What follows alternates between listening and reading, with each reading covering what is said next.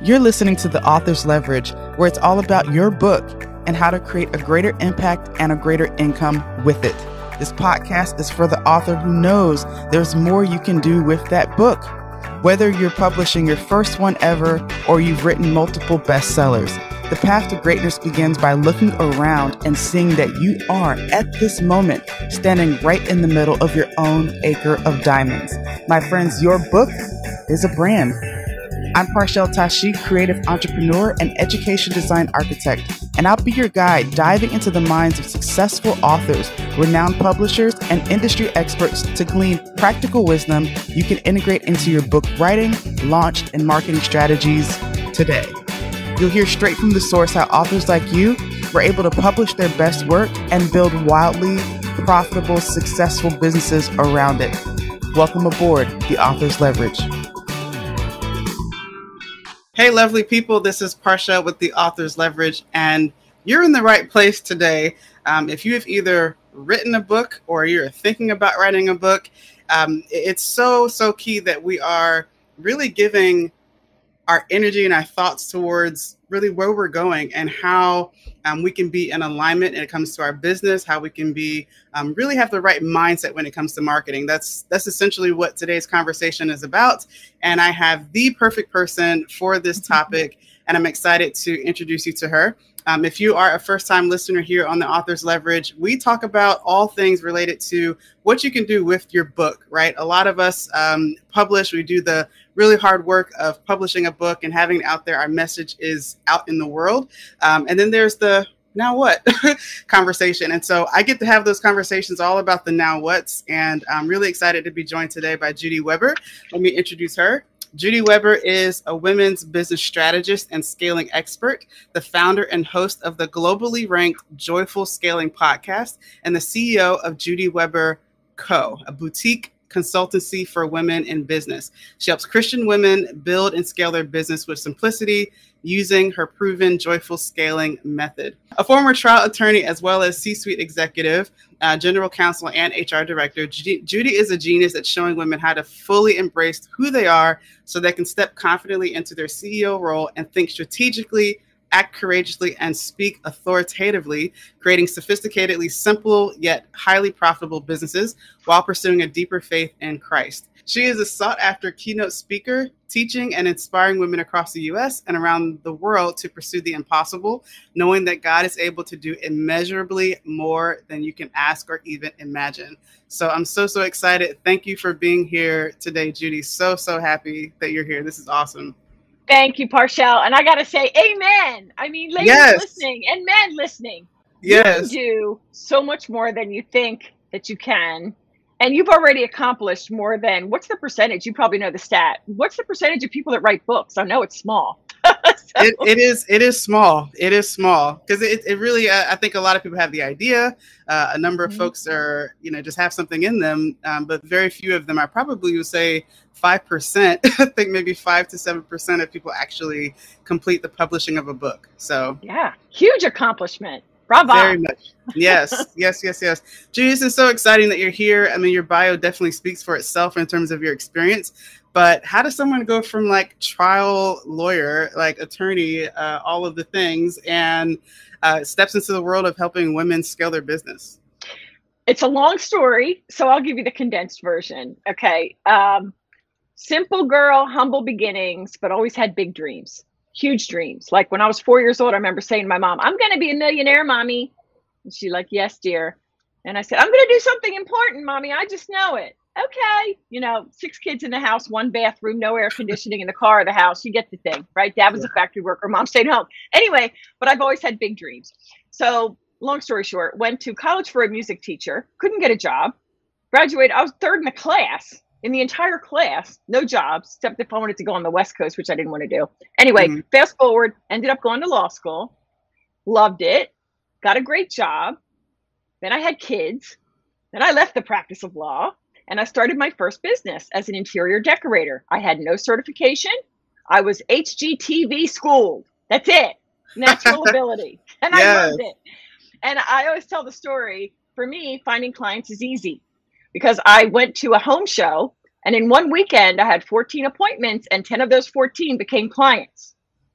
And so to me, making six figures in your first 12 months is so doable.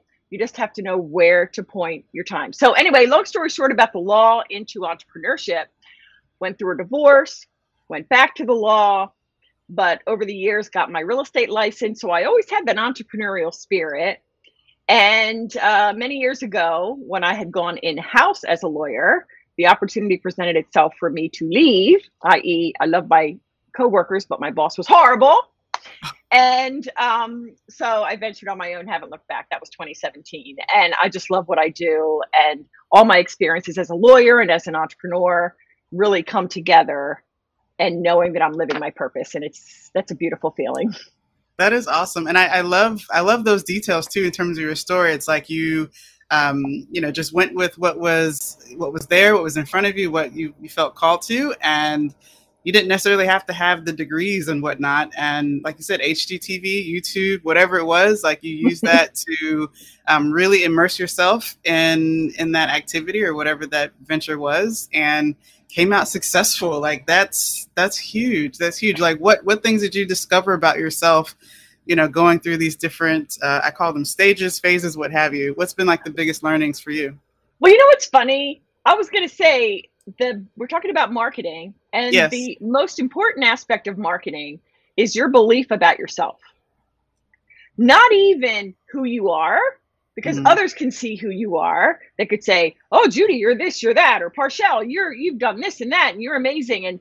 But if we don't believe that we have the value that we're putting out there, and that if we don't believe that our best clients, not the poopy clients that we don't want to work with that make us crazy, but if we don't believe that there are amazing clients out there that are looking for me, in my instance, the Christian coach, the one who's had this experience in corporate and in the law, you've got to believe.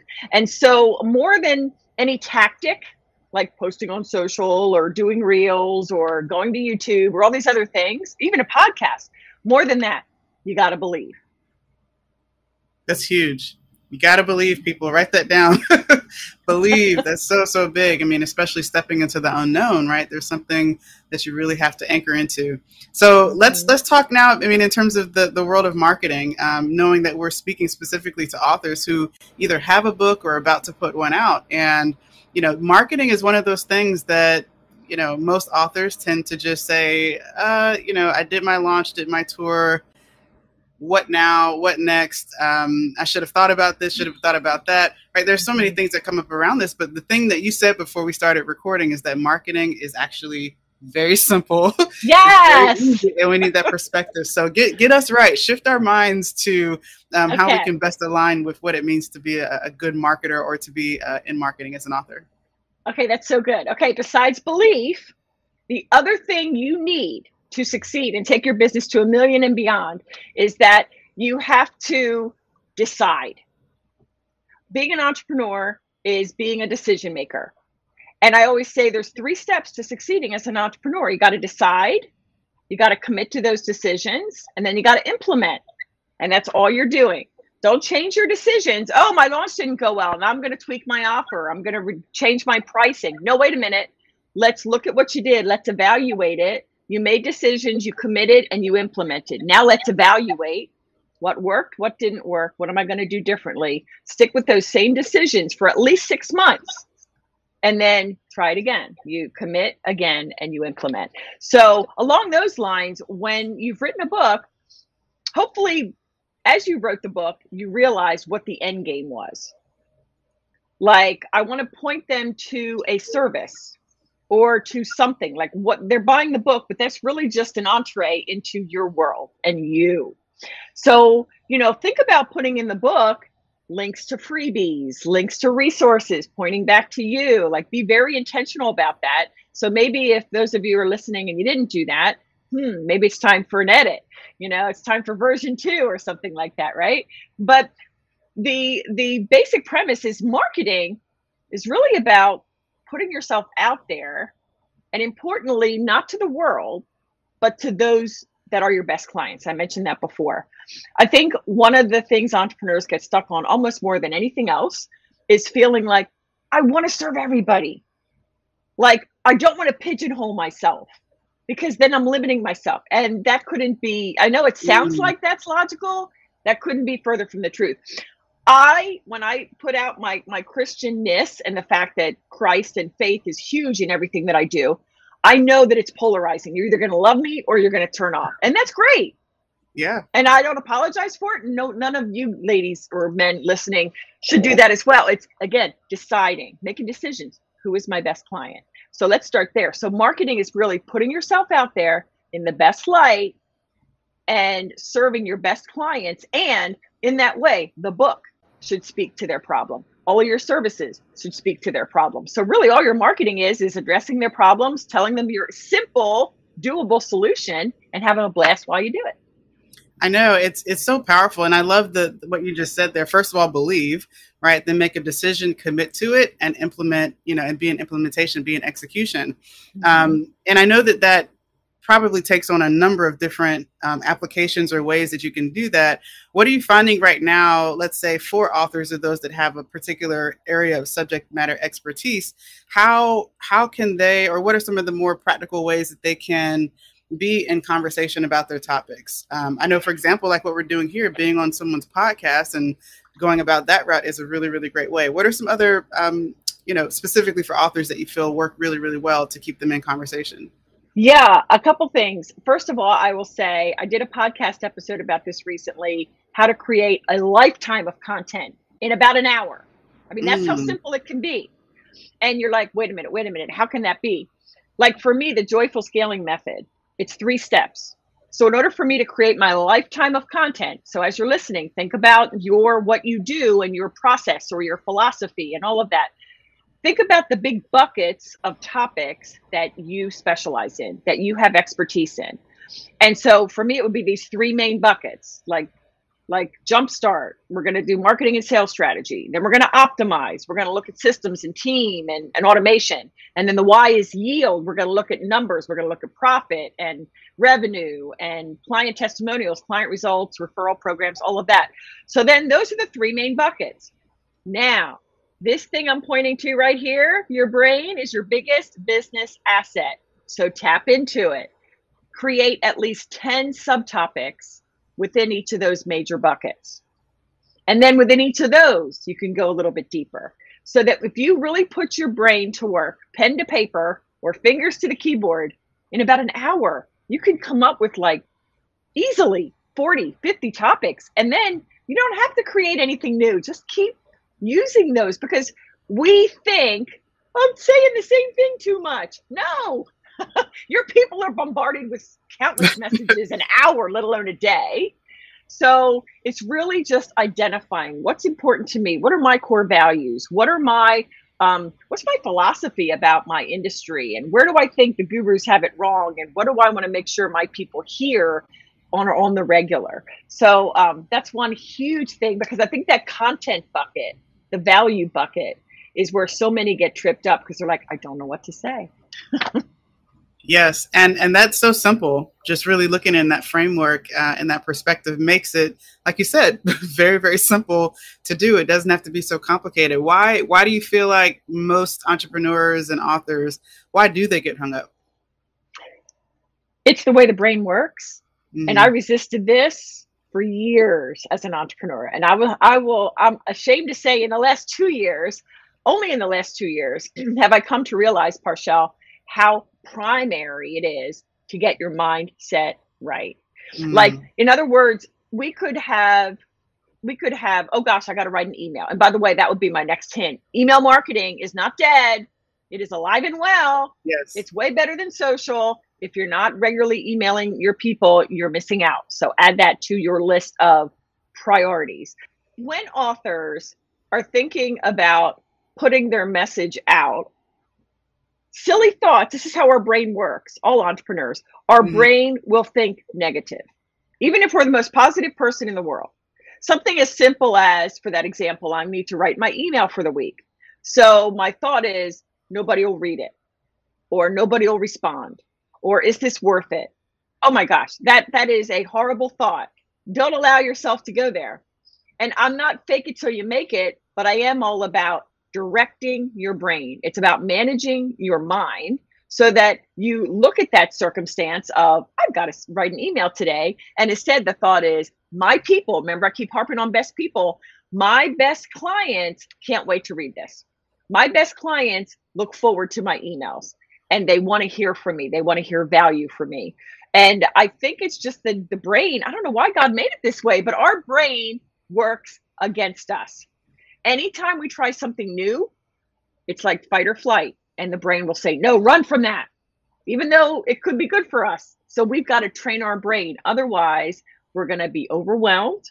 We're going to feel stuck. We're going to be worried about what other people think. And we're going to be looking at perfection as the standard. And we'll just be having all these looming projects that never get done.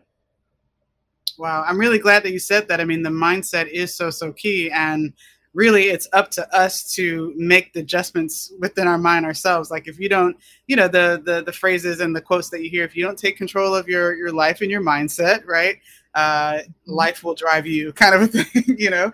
Yeah. And so that's so powerful to hear. And I know in particular in the kind of work that you're doing, right, when we look at the joyful scaling method, and specifically when it comes to scaling, I'm curious, you know, if an author is listening, how do they know that scaling would be sort of the next strategic step for them? How do they, you know, how do you define or see where they are and say, yep, your next step is to scale, versus those that may not be ready? I love that question, because I think in the entrepreneurship world, the words growth and scale, they kind of get mixed together. And as an example of scaling, if you're ready for scaling, you would, I think, throw money at Facebook ads, for example. But if you're less than 6 figures and you haven't clearly defined your best client, you have too many offers. Like, you can make $1 million with one offer. I mean, no doubt about it. And so I know some people who have like an offer suite. You know why? Because some guru told them they needed it. Meanwhile, they're like overwhelmed. They've got so many different things, so many different variations of it, so many different price points. When they talk to someone, it's almost like hard for them to keep track in their own brain of what they're doing. So, you know, this idea of scaling, you know, you're ready to scale when you're making at least $100,000, and when you're ready to sell in group, you know, like one-on-one. That's hard to scale. Why? Because at the end of the day, you're trading time for dollars. But if you have a group opportunity, like a program or a mastermind or a membership or even a course, those are what you do when you're ready to scale. But here's the thing. Marketing to grow is very different than marketing to scale. Because marketing before my first 6 figures, I can get on the phone and talk to the people that are going to become my clients. I have time and bandwidth. And, you know, that's just what would be expected. But when you want to get to $500,000 and beyond, you don't have time to get on the phone with people who are going to be buying. Yeah. So there's all those different considerations, but you'll know when you're ready to scale when you realize you can no longer be a one-person show, when you're above the 6-figure mark, and when you already have some sort of group offer, or that's the next step. Interesting. That makes a lot of sense too. There is definitely a different way of like when you're getting started to get to that first 6 figures versus when you're looking to go beyond that, right? It really, that makes so much sense. Can you talk then a little bit to how you work with your clients? Like, what does that look like? Ah, that's so good. Okay.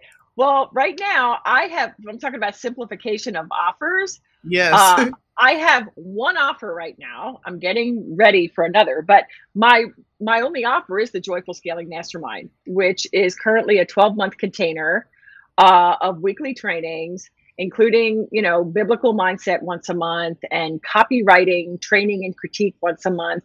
And then we come together twice a year, once in the spring for a marketing and sales intensive, and then once in November in my favorite place on the earth, Rosemary Beach, Florida, where we're going to go and get pampered. Ladies, we're going to be having, you know, hair and makeup done, and we're going to get some nice marketing assets, some videos, some headshots. And then the next day we're going to be getting massages and just playing on the beach. It's going to be so much fun. But really what you get in this mastermind container is what I like to say, one-on-one attention and access to me, but in a group setting. So to me, it's the best of all worlds, where I know each of my clients' businesses. It's an intentionally intimate container. And so there is just so much access to me and my brain, and we're really working together to get you streamlined and simplified. One thing you mentioned in the bio is sophisticatedly simple business. I just want to throw this out real quick. There's two general models for growing a business. One is the empire, lots of departments, lots of employees, lots of overhead. That's not what I'm about. You can have that and I can help you, but where I specialize is the boutique model. It's sophisticatedly simple, meaning it's a lean and mean team, but yet it's highly lucrative. All right, one more thing about what I'm working on in the background is that's my signature offer at Mastermind. But my team and I are looking to launch a foundational offer. It's build a 100K business in 12 months or less. And it's so good. It's going to be a little bit of a unique container as well. I can't share much more than that, but I've realized that there are women in my mastermind. The minimum is $100,000. And there's so many women that would like to work with me, but they're not there yet. So I'm like, all right, this is it. I am going to go for it. And because I really want to get women on that foundational, like joyful business model, because it exists. I think too much the hustle mentality has made us think that that was required, and it's not. Yeah. And for me in particular, as a business owner, I would look to other examples of, businesses to mimic and to model, just to find out that they're in a very completely different stage in their business. They're like, it's so many other differences, even down to their natural ability to lead. Like, we all have very different strengths. And so I just love how when we become more self-aware and we hook up with the right people, how aligned we get towards getting to our goals and reaching that. So this is so powerful. I know that we mentioned also before we started recording your ultimate scaling guide. So I think that would be really, really helpful to share as well. So that way folks can tap into that. Yes, I would love to offer your listeners a copy of my Ultimate Scaling Guide. It is a 20-page workbook style resource where I walk you through 4 proven strategies for exponential growth. And so it's not just really, I'm not the kind of cookie cutter of strategy. I always want to say there's this world of marketing, looking at your interests and what you want to do and your best clients. Where's the best place to show up? So I walk you through a number of questions with respect to these 4 strategies to help you put together the framework for those strategies. So download that for free at judyweber.co. That's judyweber.co.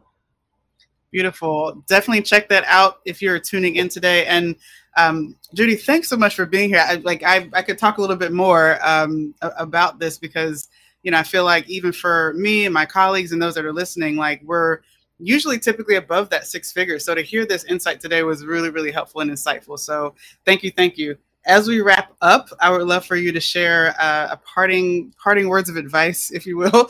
And then I also always ask this question. It's one of my favorite questions to ask, which is, what is your one word? If there's one word that could, be your message that goes out into the world for what you stand for and what you believe there needs to be more of, or whether it's a noun or verb or what have you, we'll love to hear that as well. This is so good. I love these questions. Okay. So my life mantra is pursue the impossible. And that's not what I did. I didn't think of that until more recently as I looked retrospectively back at my life. Remember I told you when I was a little 4-year-old little girl who said, I'm going to do big things. People like me don't even go to college, let alone law school, let alone all this other stuff I've done. So I want to encourage anybody and everybody listening that it is so easy to look at somebody else and say, well, they had this and they had that. But wait, you don't even know what somebody went through. You have no idea. So I know as I get older, I get a heck of a lot more like retrospective or empathetic, and like I want to hear people's stories because I know everybody has a twist and a turn, but nothing is impossible for you. And then what's my one word? I was going to say joy, because I think that I exude joy in my life and my business. But you know what? I'm really hot on, Parshall, and that is bold. And I just want to briefly explain what I mean by that. I think a lot of people look at Christians and think they're wimpy, wimpy, wimpy. And frankly, a lot of us are, really, I mean, I'm Christian, but I can't make a lot of money because Jesus wore sandals and he didn't have a house. Wait a minute. That is such a twisting. Right. And the scripture, you know, I don't know if it was said wrong at the pulpit or if we just heard it wrong.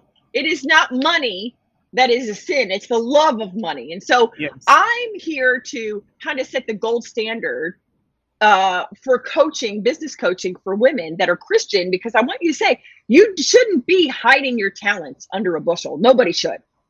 And so now that I'm almost 60, I'm like, girl, I don't got a whole lot of time. I got to put it out there without apology and without hesitation. So that's my word, bold. Be bold. Yes, I love it. And it's so true. We shouldn't have to hide behind, you know, these aspects anymore. In fact, as you mentioned before, it helps you to find your audience, right? If you're going to be all things to everyone, it's hard for people to decide, right? Give them the option of what they want and make it clear up front just by being yourself, and the right people will show up and want to be a part of that. So that's so huge. That's my word for the day too, then, is to be bold. That's so good. All right. You are. I'd say you are bold, Parshall. I think that fits. I think so too. Well, Judy, this has been such a good conversation. Always a pleasure. You know, we've actually been on each other's podcast now, so we've accomplished that swap, which was incredible. So I highly recommend checking out Judy's podcast as well. You've been doing that for how long now? Like, it's been... Gosh, I'm well into my second year. Yeah. So anyone tuning in, if you enjoyed this conversation, you got to go over to her podcast too and partake in some of the wisdom there. So Judy, thanks again for being here. And this was incredible. Thank you, Parshall. Such a joy to be here. Appreciate it. And thank you all for tuning in to today's episode with Judy. This was such a good conversation. And I want to let you know, too, that we just released a new quiz. So on our website, theauthorsleverage.com, we develop a quiz to help authors who have a book know whether or not it makes sense to go forward and repurpose it as a course. So that's a really quick quiz that you can take going over to theauthorsleverage.com.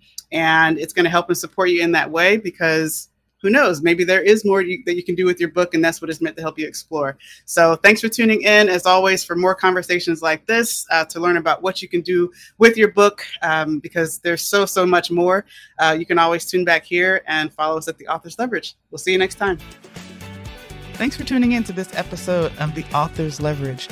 You can subscribe to wherever you listen to your podcast. Hey, do me a favor.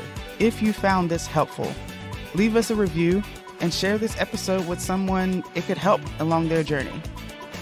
To check out more resources, visit theauthorsleverage.com. Thanks again for tuning in. Until next time.